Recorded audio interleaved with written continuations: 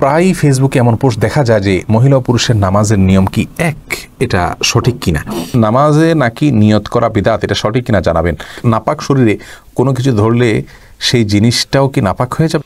Nail polish দিলে শরীর পাক থাকে কিনা। এরপর নুসরাত ইসলাম আপনি জানতে চেয়েছেন, প্রায় ফেসবুকে এমন পোস্ট দেখা যায় যে মহিলা ও পুরুষের নামাজের নিয়ম কি এক, এটা সঠিক কিনা।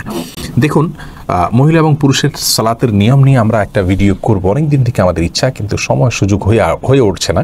আমরা করবো ইনশাআল্লাহ বিসমিল্লাহ। মৌলিকভাবে শুধু এইটুকু বলে রাখি, এইটাকে যত বড় করে দেখানো হচ্ছে, বিষয়টা এরকম বড় না।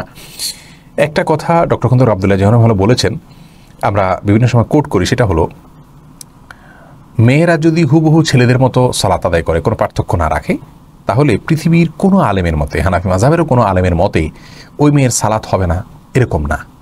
আবার মেয়েরা আমাদের দেশে যে একটু জড়সড় হয়ে সালাত আদায় করে পুরুষের চাইতে একটু ভিন্নভাবে, মানে পদ্ধতিগতভাবে জড়সড়তা একটু বেশি করে আদায় করে, এভাবে যদি সালাত আদায় করে, তাতেও পৃথিবীর কোনো আলেমের মতে তার সালাত হবে না, এরকম না। তার মানে বিষয়টা ফরজ ওয়াজিব লেভেলের না।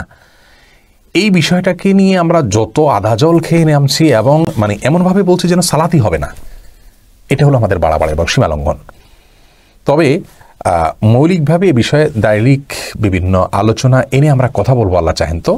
এইটুকু শুধু বলতে পারি যে আসলে সমস্ত দলিলগুলো পর্যালোচনা করলে আমার কাছে অন্তত যেটি মনে হয় তা হলো, মেয়েরা ছেলেদের চাইতে পদ্ধতিগতভাবে ভিন্ন কোনো পদ্ধতিতে সালাত আদায় করবে, এরকম কোনো আলাদা কোনো শক্তিশালী কোনো প্রমাণ খুব বেশি পাওয়া যায় না।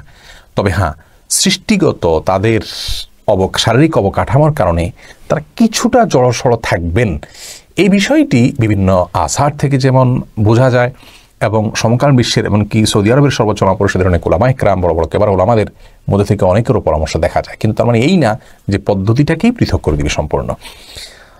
মূল বিষয় হলো যে এটাকে নিয়ে খুব বেশি টেনশন করার মতো, হ্যাঁ অবশ্যই আমরা পদ্ধতি জানবো সঠিক বেঠিক, সেটা তো বটেই, কিন্তু এটাকে নিয়ে এমন টেনশন করা উচিত না যে সালাত হবে কি হবে না, এরকম পর্যায়ে যাওয়া উচিত নয়। আমরা ইনশাআল্লাহ এটা নিয়ে পৃথক কোনো ভিডিওতে বিস্তারিত বলবো, আশা করি সেখানে খোলাসা হবে ইনশাআল্লাহ।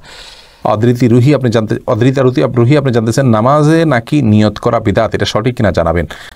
বোন অদ্রিতা, নামাজে নিয়ত করা বিদআত নয়, নিয়ত মুখে উচ্চারণ করা, এটাকে জরুরি মনে করা, এটা হলো বিদআত। মনে রাখা উচিত যে নামাজের নিয়ত মানে হলো ইচ্ছা করা।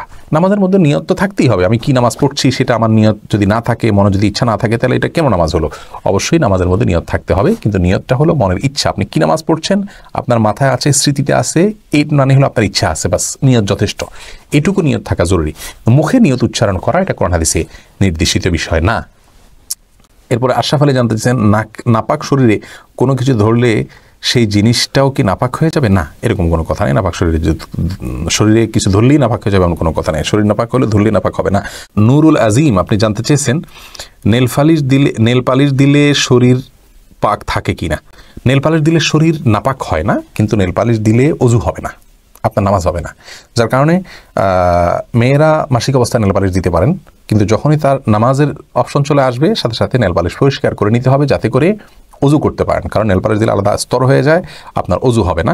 কিন্তু এটা দিলে যে হাত নাপাক হয়ে যাবে, গুনাহ হবে, বিষয়টা কিন্তু সেরকম না। অনেক বাজে কথা আমাদের সমাজে প্রচলিত আছে যে নেল পালিশের এটা অমুক নাপাক, তমুক নাপাক, এরকম করে। এটা রং নিছক, এটা নাপাক হতে যাবে না।